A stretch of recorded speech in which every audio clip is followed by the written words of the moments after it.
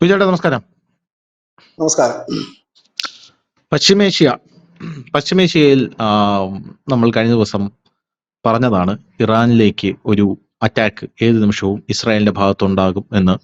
കഴിഞ്ഞ ദിവസം Houthi വിമതരെ പ്രതിരോധിക്കാനായി America ഒരു വലിയ പടക്കപ്പൽ ആ മേഖലയിൽ ഇറക്കിയിട്ടുണ്ട് എന്ന റിപ്പോർട്ടുകൾ ഞാൻ കണ്ടിരുന്നു. അപ്പോൾ അത് മാത്രമല്ല, പോരാത്തതിന് ഇറാനിലേക്ക് ഒരു ആക്രമണം ഉണ്ടാകും എന്ന് കരുതി ഇന്ത്യൻ വ്യോമസേനയും ജാഗ്രത പാലിക്കുകയാണ് എന്നുള്ള റിപ്പോർട്ടുകളും നമ്മൾ തന്നെ പുറത്തുവിട്ട വാർത്തകളാണ്. അപ്പോൾ ഇതിന്റെ താഴെ ഒരു കമന്റ്സ് വരാനുള്ള ഒരു സാധ്യതയുണ്ട് കേട്ടോ. അതായത് ഈ വാർത്ത നിങ്ങൾക്ക് ഇവിടെ ഇന്ത്യൻ വ്യോമസേന ജാഗ്രത പുലർത്തുന്നു എന്നുള്ളത്, അത് ഞാൻ അതിൽ നിന്ന് തുടങ്ങാം. കാരണം കഴിഞ്ഞ ദിവസം ഞാൻ ചായ കുടിച്ചോണ്ടിരുന്നപ്പോൾ ഞാൻ പറഞ്ഞതാ, ഒരാൾ വന്നിട്ട് എൻ്റെ അടുത്ത്, നമ്മൾ ഈ വാർത്തയൊക്കെ എടുക്കുന്നത് കൊണ്ട് വന്ന് എൻ്റെ അടുത്ത് വളരെയധികം എന്നെ എന്തോ മുജ്ജന്മ ബന്ധമുള്ളത് പോലെയാണ് പുള്ളി വന്നിട്ട് തോളിലൊക്കെ കൈയിട്ട് എൻ്റെ അടുത്ത് പറയുകയാണ്. ഇറ്റ്സ് ഓക്കെ, പറയുകയാണ്, എടേ നീ അരക്കൻ ആർമി ബംഗ്ലാദേശിൽ കയറി അടിക്കുന്നു എന്ന് പറഞ്ഞിട്ട് ഒന്നും നടന്നില്ലല്ലോ ഡേ, ഇതൊക്കെ എവിടെ നടേ ഇത് കിട്ടുന്ന നിനക്ക്? അപ്പൊ ഞാൻ ആ പുള്ളിയുടെ തോളിൽ നിന്ന് ആ കൈ ഇങ്ങനെ എടുത്ത് മാറ്റിയിട്ട് ഞാൻ കുടിച്ചോണ്ടിരുന്ന ചായ അവിടെ വെച്ചിട്ട് ഞാൻ പറഞ്ഞു, ചേട്ടാ ഒന്ന് വന്നേ, ഈ അരക്കൻ ആർമി ബംഗ്ലാദേശിൽ കയറി അടിക്കുന്നു എന്നുള്ള വാർത്ത നിങ്ങൾക്ക് ഇത് സാറ്റലൈറ്റ് ചാനൽ ഏഷ്യാനെറ്റ്, മാതൃഭൂമി, മനോരമ, 24 ഇതൊക്കെ തരുന്ന വാർത്തകളാണ് നിങ്ങൾ ഭക്ഷിച്ച് ജീവിക്കുന്നത് അല്ലേ? അവരാരും ഇതൊന്നും എടുക്കാൻ തയ്യാറാകില്ല. കാരണം ഇപ്പോ ബംഗ്ലാദേശിൽ ഹൈന്ദവർ അവിടെ കൊല്ലപ്പെടുന്ന വാർത്ത, എത്ര വാർത്തകൾ നമ്മൾ കൊടുത്തു? അത് ഏതെങ്കിലും സാറ്റലൈറ്റ് ചാനലുകൾ വലിയ രീതിയിൽ എടുക്കുന്നതായിട്ട് നിങ്ങൾ കണ്ടോ? നമ്മൾ കൊടുത്ത് അവസാനം ഈ ഗതി ഇല്ലാതായപ്പോഴാണ് ഈ ഏഷ്യാനെറ്റ് ഒരു വാർത്ത വെച്ചത്, ബംഗ്ലാദേശിൽ ഹിന്ദുക്കളെ പീഡിപ്പിക്കുന്നുണ്ടോ എന്നുള്ള വാർത്ത. എന്നിട്ടും അതിൽ അവർ പറയാൻ ശ്രമിച്ചത് ഇല്ല എന്നുള്ളതാണ് പറയാൻ ശ്രമിച്ചത്. അപ്പൊ ബംഗ്ലാദേശിൽ ജമാഅത്തെ ഇസ്ലാമി ഇപ്പൊ ഭരിക്കുന്ന ബംഗ്ലാദേശിൽ അരക്കൻ ആർമി അവരെ കയറി അടിച്ചു എന്നുള്ള ഒരു വാർത്ത സാറ്റലൈറ്റ് ചാനൽ കൊടുക്കാത്ത പക്ഷം നമ്മളത് കൊടുക്കുന്നുണ്ട്. നമ്മൾ ബംഗ്ലാദേശിലെ മാധ്യമങ്ങൾ ഫോളോ ചെയ്യുന്നുണ്ട്, അവിടെ നമുക്ക് സോഴ്സ് ഉണ്ട്, അത് കൊടുക്കുന്നുണ്ട്. അത് നമ്മൾ കൊടുത്തു. ഇനിയിപ്പോ നിങ്ങളിപ്പോ ഏഷ്യാനെറ്റ് കൊടുത്ത ഒരു വാർത്ത അല്ലെങ്കിൽ മറ്റേതെങ്കിലും മാധ്യമങ്ങൾ കൊടുത്ത ഒരു വാർത്തയാണ് നമ്മൾ കൊടുക്കുന്നതെങ്കിൽ നിങ്ങൾ നമ്മളോട് ഈ ചോദ്യം ചോദിക്കില്ല. അതായത് അവര് ഒരു നെറേറ്റീവ് സെറ്റ് ചെയ്യും, അവര് തരുന്ന വാർത്തകൾ മാത്രമേ നിങ്ങൾ വിശ്വസിക്കാവൂ എന്നുള്ളത്. അപ്പോൾ ഉടനെ അയാൾക്ക് അപകടം മനസ്സിലായി. അയാൾ പറയുകയാണ്, അങ്ങനെയല്ല, ഞാൻ അങ്ങനെ വിശ്വസിക്കുന്ന ഒരാളല്ല. അപ്പൊ ഞാൻ പറഞ്ഞു, പിന്നെന്താ നിങ്ങൾ ഇങ്ങനെ സംസാരിക്കുന്നത്? നിങ്ങൾക്ക് ഞങ്ങൾ തരുന്ന വാർത്തകൾ ക്രെഡിബിൾ ആണോ എന്നറിയാൻ ഇപ്പൊ ലോകം വിരൽത്തുമ്പിലുണ്ടല്ലോ. വിരൽത്തുമ്പിലാണ് ഈ ലോകം ഇരിക്കുന്നത്. നിങ്ങൾക്ക് നിങ്ങളുടെ ഗൂഗിൾ എടുത്ത് നിങ്ങൾക്കൊന്ന് സെർച്ച് ചെയ്ത് നോക്കിയാൽ നിങ്ങൾക്ക് മനസ്സിലാക്കാവുന്ന കാര്യമല്ലേ ഉള്ളൂ. അല്ലെങ്കിൽ നിങ്ങൾക്ക് ആ വാർത്ത സെർച്ച് ചെയ്തിട്ട് കിട്ടിയില്ലെങ്കിൽ നിങ്ങൾക്ക് അത് അറിയാൻ എന്തോരം വഴികളുണ്ട് ഇപ്പോ, എന്തോരം. അപ്പൊ ഈ വാർത്തകളൊക്കെ ഇവർ കൊടുക്കുന്നില്ല, നമ്മളത് കൊടുക്കുന്നു എന്നുള്ളതാണ് അതിന്റെ വസ്തുത. അപ്പോൾ ഈ ഇവിടെയുള്ള മാധ്യമങ്ങളുടെ ഒരു പണി എന്ന് പറഞ്ഞാൽ അവർ പറയും വാർത്തകൾ, ആ പറയുന്ന വാർത്തകൾ നിങ്ങൾ വിശ്വസിച്ചു കൊള്ളണം എന്നുള്ളതാണ് ഇവിടുത്തെ മാധ്യമത്തിന്റെ ഒരു രീതി. ഇനി ഞാൻ ചോദിച്ചു, ഇനിയിപ്പോ മാധ്യമങ്ങൾ പറയുന്ന അതേ വാർത്ത ഞാനിവിടെ പിണറായി വിജയനെ കുറിച്ചുള്ള വാർത്ത കൊടുത്തു കഴിഞ്ഞാൽ നിങ്ങൾ അത് കാണുമോ? നിങ്ങൾ പിണറായിയെ കുറിച്ച് നമുക്കെല്ലാം അറിയാമല്ലോ. അപ്പൊ പറഞ്ഞു, അറിയാമല്ലോ, അത് മാധ്യമങ്ങൾ പറയുന്നു, നിങ്ങൾക്കെല്ലാം അറിയാം, ഞങ്ങൾ ഈ വാർത്തകൾ കൊടുക്കുന്നു, നിങ്ങളത് എന്താണ് ശ്രദ്ധിക്കുന്നു, നിങ്ങൾക്കത് ഫാക്ട് ചെക്ക് ചെയ്യാനുള്ള പല സ്ഥലങ്ങളും ഇവിടെ ഉണ്ട് എന്ന് ഞാൻ പറഞ്ഞ് കാര്യം അവസാനിപ്പിക്കുകയാണ്. വാർത്തയുടെ താഴെയും ഇറാനിൽ വ്യോമാക്രമണം, ഇന്ത്യ അങ്ങോട്ടേക്ക് എന്താണ് ജാഗ്രത പുലർത്തുകയാണ് എന്നുള്ള വാർത്ത കൊടുത്തപ്പോൾ അതിന്റെ താഴെ ഒരുപാട് കമന്റുകൾ ഇതുപോലെ ഞാൻ കണ്ടു. അതായത് ഈ വാർത്ത വേറൊന്നിലും വന്നില്ലല്ലോ, അതാണ് ഇവരുടെ വല്ലാത്ത വിഷമം എന്ന് പറയുന്നത്. വേറൊന്നിലും വന്നില്ലല്ലോ എന്ന് പറയുന്ന ആൾക്കാർ വേറെ ചാനലുകൾ കാണണം, മനസ്സിലായി? വേറെ ചാനലുകൾ കണ്ടാൽ മതി. നിങ്ങൾ ഇവിടെ വരുന്നത് ഞങ്ങൾ പറയുന്ന ക്രെഡിബിൾ ആയിട്ടുള്ള, ലോകത്ത് നടക്കുന്ന നാഷണൽ ഇന്റർനാഷണൽ ആയിട്ടുള്ള എക്സ്ക്ലൂസീവ് ആയിട്ടുള്ള സാധനങ്ങൾ കാണാനാണ്. അപ്പോൾ ആ സാധനങ്ങളാണ് ഞങ്ങൾ നിങ്ങൾക്ക് മുമ്പിൽ അവതരിപ്പിക്കുന്നതും. അതാണ് ഞങ്ങളുടെ ഏറ്റവും വലിയ കരുത്ത് എന്ന് പറയുന്നത്. കാരണം വേറെ ഒരു മാധ്യമങ്ങളിലും വരില്ല ഈ വാർത്തകളൊന്നും. അവർ നിങ്ങൾ എന്താണ് കാണേണ്ടത് എന്ന് പറഞ്ഞ് സെറ്റ് ചെയ്ത് വെച്ചേക്കും. ഇപ്പൊ ബംഗ്ലാദേശിൽ ഹിന്ദുക്കൾ ആക്രമിക്കപ്പെടുന്നു, അത് നിങ്ങൾ കാണണം എന്ന് അവര് വിചാരിക്കുന്നില്ല. പക്ഷെ ഞങ്ങൾ വിചാരിക്കുന്നുണ്ട് നിങ്ങൾ ആ വാർത്ത അറിയണമെന്ന്. അതുകൊണ്ടാണ് ആ വാർത്ത ഞങ്ങൾ നിങ്ങളിലേക്ക് എത്തിക്കുന്നത്. അതാണ് ഞങ്ങളുടെ ഞങ്ങളത് അഭിമാനത്തോടു കൂടി പറയുമെന്ന് പറഞ്ഞുകൊണ്ട് തന്നെ ഈ വാർത്തയിലേക്ക് നമുക്ക് വരാം. അതായത് ഈ ഇറാനിൽ നിന്ന് ഇപ്പോ ഈ ഫ്രഞ്ച് പൗരന്മാരോട് ഇപ്പോ ഫ്രാൻസ് അവിടെ നിന്ന് പിൻവാങ്ങാനായിട്ട് പറഞ്ഞിട്ടുണ്ട്. അപ്പൊ കഴിഞ്ഞ ദിവസം നമ്മൾ കൊടുത്തൊരു വാർത്തയാണ്, നമ്മുടെ വ്യോമസേന ജാഗ്രത പുലർത്തുന്നു, ഇപ്പൊ അമേരിക്ക ഹൂത്തി വിമതരെ തടുക്കാനായിട്ട് വലിയ രീതിയിൽ ഒരു പടക്കപ്പൽ വിന്യാസം നടത്തി, ഇസ്രായേൽ ഏത് നിമിഷവും ഇറാനെ ആക്രമിച്ചേക്കാം എന്നുള്ള വാർത്തകൾ പുറത്തു വരുന്നു. ഇസ്രായേൽ ഇറാനെ ആക്രമിക്കാനുള്ള പ്രധാനപ്പെട്ട കാരണം ഹൂത്തി വിമതർ ഇസ്രായേലിനെ ആക്രമിക്കുന്നുണ്ട്. അങ്ങനെയാണെങ്കിൽ ഇസ്രായേലും ട്രംപും പറഞ്ഞിരിക്കുന്നത് ഹൂത്തിയെ ഫണ്ട് ചെയ്യുന്നത് ഇറാനാണ്. നിങ്ങളെ ആക്രമിച്ചാൽ മതിയല്ലോ, ഹൂത്തി ആക്രമിക്കണ്ടല്ലോ, നിങ്ങൾ ആക്രമിച്ചു കഴിഞ്ഞാൽ ഫണ്ടിങ് അങ്ങ് നിന്നുള്ളൂ എന്നാണ് പറയുന്നത്. അതിനുശേഷമാണ് ഇപ്പൊ പശ്ചിമേഷ്യയിൽ വീണ്ടും ഒരു കാർമേഘം ഉരുണ്ടു കൂടുന്നത്. അപ്പോൾ ഈ ഫ്രഞ്ച് പൗരന്മാരോട് പിൻവാങ്ങാനായിട്ട് അവർ പറഞ്ഞു കഴിഞ്ഞു. ഇനി നിങ്ങൾ അങ്ങോട്ടേക്ക് പോകണ്ട, നിങ്ങൾ ഇങ്ങോട്ടേക്ക് വന്നേക്കൂ എന്ന് പറഞ്ഞു കഴിഞ്ഞു. ഇതൊരു എന്താണ്, ഇറാനിലേക്ക് വീണ്ടും ഒരു ആക്രമണം ഉണ്ടാകാനുള്ള പല ലോകരാജ്യങ്ങളും അത് മനസ്സിലാക്കിയിട്ട് അവർ പ്രവർത്തിക്കുന്നതാണോ, അല്ലെങ്കിൽ മറ്റെന്തെങ്കിലും കാരണം കൊണ്ടാണോ ഇതുണ്ടാകുന്നത്? എന്താ തോന്നുന്നു? ധനുഷ, നമുക്ക് ഇന്ത്യൻ വ്യോമസേന ജാഗ്രത പാലിക്കുന്ന വാർത്തയിൽ നിന്ന് തുടങ്ങാം. ആ വാർത്ത ഉം, അന്തർദേശീയ തലത്തിൽ ആദ്യം പുറത്തുവിട്ടത് ഇസ്രായേലി മാധ്യമങ്ങളാണ്. ടൈംസ് ഓഫ് ഇസ്രായേൽ ഉം, അടക്കമുള്ള മാധ്യമങ്ങളാണ് ആ ഉം, വാർത്ത നൽകിയിരുന്നത്. അതായത് ഈ അമേരിക്ക ഈ ഹൂത്തി താവളങ്ങൾക്ക് നേരെ ആക്രമണം കടുപ്പിച്ചതിന് തൊട്ട് പിന്നാലെയാണ് ഈ ടൈംസ് ഓഫ് ഇസ്രായേലാണ് ആദ്യം ആ വാർത്ത. പിന്നീട് വൈനെറ്റ് കൊടുത്തു, പിന്നെ മറ്റ് മാധ്യമങ്ങളെല്ലാം ആ വാർത്ത കൊടുത്തിരുന്നു. അതിനുശേഷമാണ് ന്യൂസ് മലയാളത്തിൽ ആ വാർത്ത വന്നത്. ഉം, അപ്പൊ അതിന്റെ റീസൺ നമ്മൾ കഴിഞ്ഞ ദിവസത്തെ ചർച്ച നമ്മൾ പറഞ്ഞിരുന്നു. ഇപ്പോഴേ പുറമേ ശാന്തമെന്ന് തോന്നുകയാണെങ്കിലും വലിയൊരു സംഘർഷത്തിന്റെ വക്കിലാണ് മിഡിൽ ഈസ്റ്റ് എന്ന് നമുക്ക് പറയേണ്ടി വരുന്നു. കാരണം വളരെ തിരക്ക് പിടിച്ച് തന്നെ ട്രംപ് ഈ റഷ്യ ഉക്രൈൻ വാർ സ്റ്റോപ്പ് നിർത്തുന്നു, താൽക്കാലിക വെടിനിർത്തലിലേക്ക് പോകുന്നു. ഉം, ട്രംപുമായിട്ട് പുടിനുമായിട്ട് ട്രംപ് ഒരു അനുരഞ്ജനത്തിന്റെ പാതയിലേക്ക് നീങ്ങുന്നു.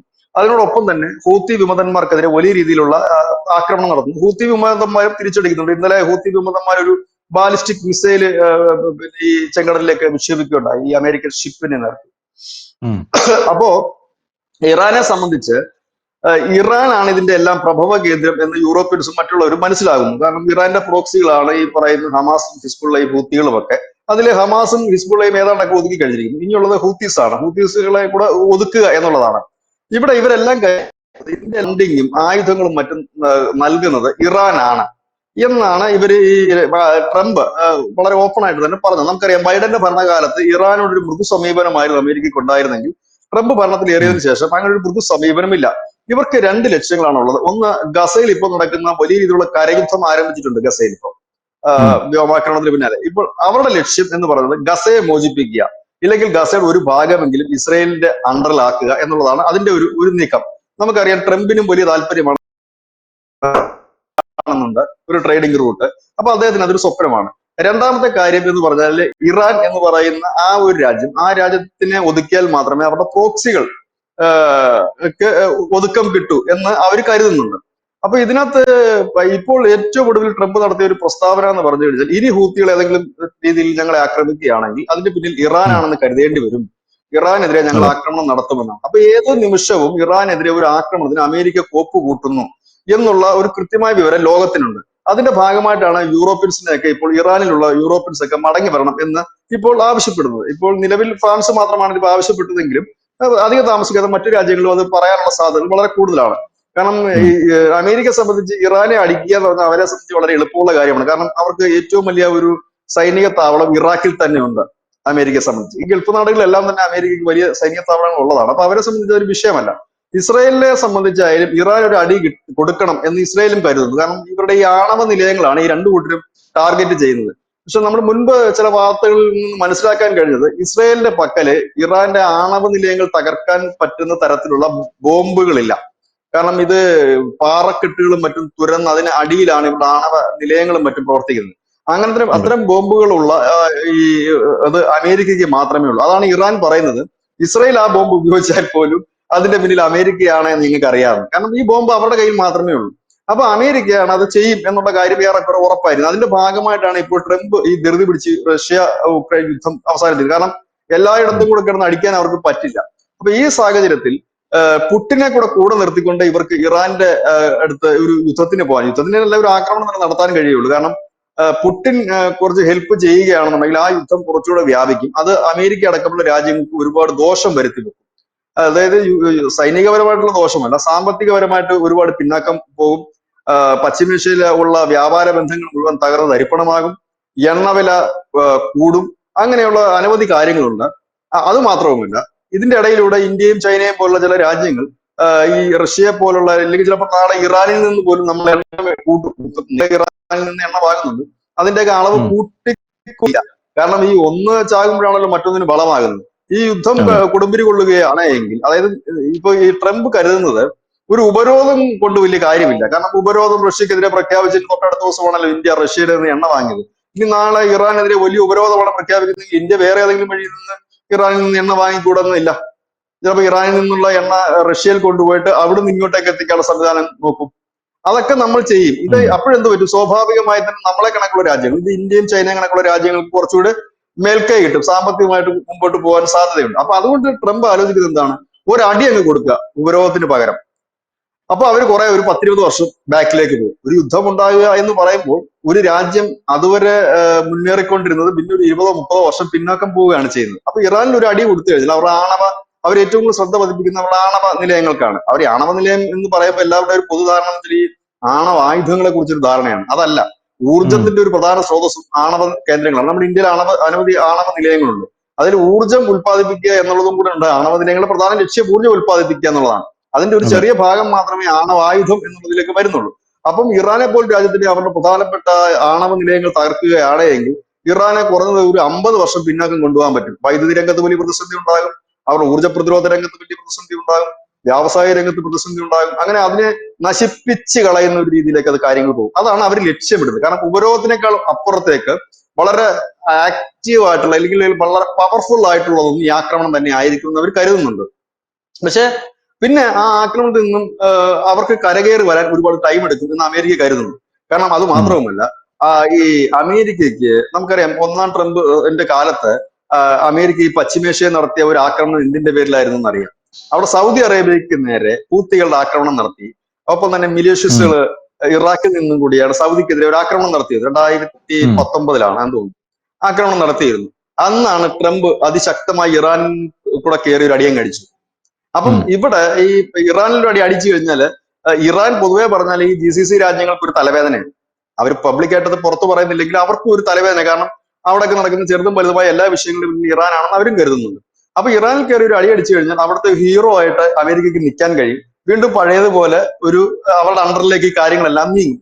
ഇതാണ് അവർ ലക്ഷ്യം വെക്കുന്നത്. അതുകൊണ്ട് ഏത് നിമിഷവും ഇറാനെതിരെ ഒരു ആക്രമണം ഉണ്ടാകും എന്ന് തന്നെയാണ് എല്ലാവരും പ്രതീക്ഷിക്കുന്നത്. ഇതിന്റെ ഭാഗമായിട്ടാണ് ഇന്ത്യൻ വ്യോമസേന തയ്യാറെടുക്കുന്നതായിട്ട് ഉള്ള വാർത്തകൾ മാധ്യമങ്ങളിൽ വന്നത്. കാരണം ഇങ്ങനെ ഉം. വന്ന ഒരു കാഷ്വാലിറ്റി ഉണ്ടാകും. ആ കാഷ്വാലിറ്റി ഒന്നും അല്ലാതെ യുദ്ധത്തിന് പോകുമെന്ന രീതിയിലല്ല. എനിക്ക് തോന്നുന്നു പലപ്പോഴും നമ്മുടെ വാർത്തകളുടെയൊക്കെ ഈ തമ്പ് ഇല്ലെങ്കിൽ ടൈറ്റിൽ കണ്ടിട്ട് അഭിപ്രായം പറഞ്ഞിട്ട് പോകുന്നവരാണ് കൂടുതലും പേര്. എന്താണ് അതിന്റെ റീസൺ എന്ന് ആരും തിരക്കാറില്ല. യഥാർത്ഥത്തിൽ ഉം. റീസൺ ഒരു കാഷ്വാലിറ്റി ഉണ്ടാകുകയാണെങ്കിൽ ഗൾഫ് രാജ്യങ്ങളിൽ നിന്ന് അടക്കം, ഇല്ലെങ്കിൽ ഇസ്രായേലിൽ നിന്ന് അടക്കം, ഇല്ലെങ്കിൽ മറ്റിടങ്ങളിൽ നിന്ന് അടക്കം നമ്മുടെ പൗരന്മാരെ ഒഴിപ്പിക്കാൻ നമുക്ക് ബാധ്യസ്ഥരാണ്, ഇല്ലെങ്കിൽ നമ്മളത് ഒഴിപ്പിക്കുകയും ചെയ്യും. അതിന്റെ ഉം. ഭാഗമായിട്ട് തന്നെയാണ് ഇത്തരത്തിലൊരു നീക്കം നടക്കുന്നത്. അപ്പൊ ഇത് ഇന്ത്യ മാത്രമല്ല, പല രാജ്യങ്ങളും ഇത്തരത്തിലൊരു നീക്കം നടത്തുന്നുണ്ട്. കാരണം ഏത് നിമിഷവും ഇറാനിലേക്ക് ഒരു അറ്റാക്ക് ഉണ്ടാകും എന്ന് ഏവരും കരുതുന്നു. 100% ഉം. അതിന് കരുതുന്നു. എനിക്ക് തോന്നുന്നത് ഇപ്പൊ ഈ റഷ്യ ഉക്രൈൻ ഈ യുദ്ധത്തിന്റെ ഈ ഒരു വെടിനിർത്തൽ ഒരു ട്രാക്കിലേക്ക് എത്തിക്കഴിഞ്ഞാൽ ഫസ്റ്റ് അടി ഈ ഹൂത്തികൾ ഇപ്പൊ ഇച്ചിരി ഒതുങ്ങിയിരിക്കുക. 2 ദിവസമായിട്ട് വലിയ വാർത്തകളൊന്നും തന്നെ വരുന്നില്ല. ഹൂത്തിയുടെ ഭാഗത്തുനിന്ന് ഒരു ഇത് എനിക്ക് തോന്നുന്നത് ഇറാൻ എങ്ങാണ്ട് പറഞ്ഞിട്ടായിരിക്കാം ചിലപ്പോൾ നിങ്ങൾ ഇപ്പൊ ഇന്ന് അറ്റാക്കിന് പോകേണ്ട എന്ന് പറഞ്ഞിട്ടായിരിക്കാം. അതുപോലെ തന്നെ ട്രംപ് പുടിനുമായി ഇടപെടുന്നതിന്റെ ഒരു ഭാഗം എന്ന് വെച്ച് കഴിഞ്ഞാൽ പുടിൻ ഇറാനോട് പറഞ്ഞിട്ട് ഇവർക്കുള്ള സഹായം, ഹൂത്തികൾക്കും മറ്റും സഹായം നിർത്തണമെന്ന് പറയാനും ആയിരിക്കാം അവർ. പക്ഷെ ഇനി അങ്ങനെ എന്തെങ്കിലും ഉണ്ടായിക്കഴിഞ്ഞാൽ തീർച്ചയായിട്ടും ഇറാന് നേരെ ഒരു അറ്റാക്ക് ഇസ്രായേലിന്റെ ഭാഗത്തു നിന്നും അമേരിക്കയുടെ ഭാഗത്തു നിന്നും ഉണ്ടാകാനുള്ള സാധ്യത വളരെ കൂടുതലാണ്. ഇത് മുൻകൂട്ടി കണ്ടുകൊണ്ടാണ് പല രാജ്യങ്ങളും ഇപ്പൊ തങ്ങളുടെ പൗരന്മാർ ഇറാനിലേക്കുള്ള യാത്രകൾ ഒഴിവാക്കണം എന്ന് പറയുന്നത്. അതായത് ഇപ്പോഴും പശ്ചിമേഷ്യയിൽ ഒരു വലിയ യുദ്ധത്തിന്റെ ഒരു കാർമേഘം ഉരുണ്ടുകൂടിയിരിക്കുന്നു എന്ന് തന്നെ നമുക്ക് പറയേണ്ടി വരും. അതിന്റെ ഭാഗമായിട്ടാണ് ഇപ്പോൾ ഗസയിൽ തുടങ്ങിയിരിക്കുന്നത്. ഈ യുദ്ധത്തിന്റെ ഒരു പരിണത ഫലം എന്ന് പറഞ്ഞു കഴിഞ്ഞാൽ ഇറാനെ അതൊരു 10-50 വർഷം പിന്നോക്കം കൊണ്ടുപോകും, പിന്നിട്ടടിക്കും. ഉം. അവരുടെ ആണവ നിലയങ്ങൾക്ക് നേരെ ആക്രമണം ഉണ്ടാകും. ഗസയുടെ ഒരു ഭാഗമെങ്കിലും, എങ്കിലും വടക്കൻ ഗസയോ എങ്കിലും ഏതെങ്കിലും ഒരു ചെറിയ ഭാഗമെങ്കിലും ഇസ്രായേൽ കൈവശപ്പെടുത്തുകയും ചെയ്യും. അതാണ് ഇപ്പോൾ നടക്കാൻ പോകുന്ന ഒരു കാര്യം. ഇതിനോട് ഒപ്പം തന്നെ ഹൂത്തികളും ഹിസ്ബുള്ളയ്ക്കും ഒക്കെ വീണ്ടും ഇവന്മാർ അടി തുടങ്ങും. കാരണം വീണ്ടും ഈ ലെബനനിൽ കയറും. ഹിസ്ബുള്ളയുടെ ഈ അവശേഷിക്കുന്ന സ്ഥലം കൂടി അടിക്കാൻ തുടങ്ങും. ഹൂത്തികൾ ഏതാണ്ട് നിലംപരിശാകുന്ന രീതി, അതൊരു ഒരു വലിയ യുദ്ധത്തിലേക്ക് തന്നെ കാര്യങ്ങൾ നീങ്ങും. അത് എത്ര ദിവസം നീണ്ടു നിൽക്കും എന്നുള്ളത് കാത്തിരുന്ന് കാണേണ്ടി വരും. ഇപ്പോഴത്തെ ഒരു സാഹചര്യത്തിൽ റഷ്യ അതിൽ ഇടപെടുമോ ഇല്ലയോ എന്നുള്ളത് കാത്തിരുന്ന് കാണേണ്ട ഒരു കാര്യമാണ്. മറ്റേതെങ്കിലും രാജ്യം ഇടപെടുമോ എന്നുള്ളത് നമ്മൾ ശ്രദ്ധിച്ചാൽ മനസ്സിലാകും. ഈ ഗൾഫ് കൺട്രീസിൽ നടക്കുന്ന സംഘർഷങ്ങളിലൊന്നും മറ്റു രാജ്യങ്ങൾ ഇടപെടാറില്ല. പക്ഷെ ഇത്തവണത്തെ മറ്റൊരു പ്രത്യേകത കൂടിയുണ്ട്. നരേന്ദ്രമോദി ഈ രാജ്യങ്ങളുമായിട്ടൊക്കെ നല്ല ടേംസിൽ പോകുന്ന ഒരു പ്രധാനമന്ത്രിയാണ് ഗൾഫ് ഉം. രാജ്യങ്ങളുണ്ട്. അപ്പൊ അദ്ദേഹം ഏത് രീതിയിൽ പ്രതികരിക്കുമെന്ന് ലോകം ഉറ്റുനോക്കുന്നുണ്ട്. മുൻപായിരുന്നെങ്കിൽ നമുക്ക് ഉം. ടെൻഷൻ ഇല്ലായിരുന്നു, നമ്മൾ ചേരിചേരാ നയമായിരുന്നു, ഒന്നിലും ഇടപെടത്തില്ലായിരുന്നു. പക്ഷെ ഇപ്പോഴങ്ങനല്ല. ഈ ഗൾഫ് രാജ്യങ്ങളുമായിട്ടും ഇറാനുമായിട്ടൊക്കെ നല്ല ബന്ധത്തിലാണ് നമ്മുടെ പ്രധാനമന്ത്രി പോകുന്നത്. അപ്പൊ അദ്ദേഹം ഇന്ന് എന്തെങ്കിലും ഒരു സ്റ്റേറ്റ്മെന്റ് നടത്താതിരിക്കാനും കഴിയില്ല. അതൊക്കെയാണ് എല്ലാവരും ഉറ്റുനോക്കുന്നത്. ഒരുപക്ഷെ എനിക്ക് തോന്നുന്നു ഇങ്ങനെ ഒരു ഇതുണ്ടായി കഴിഞ്ഞാൽ അതിന്റെ ഒരു സന്ധി സംഭാഷണത്തിന് ഇന്ത്യക്ക് ഒരു മുഖ്യ റോൾ വഹിക്കാൻ കഴിയുമെന്ന് തോന്നുന്നു. കാരണം എല്ലാവർക്കും സ്വീകാര്യനായിട്ടുള്ള ഒരു രാജ്യമാണ് ഇന്ത്യ, പ്രത്യേകിച്ച് നരേന്ദ്രമോദി. അങ്ങനെ ഒരു സാധ്യതയും അവിടെ നിലനിൽക്കുന്നുണ്ട്. എന്തായാലും ഒരു അടി ഉണ്ടാകും എന്നുള്ള കാര്യം ഉറപ്പാണ്. അത് എന്നുള്ളത് മാത്രമാണ്. ഒരുപക്ഷെ എനിക്ക് തോന്നുന്നത് ഈ റംസാൻ കാലത്ത് തന്നെ, ഈ റംസാൻ 30-31 എങ്ങാണ്ടാണെന്ന് എനിക്ക് തോന്നുന്നു.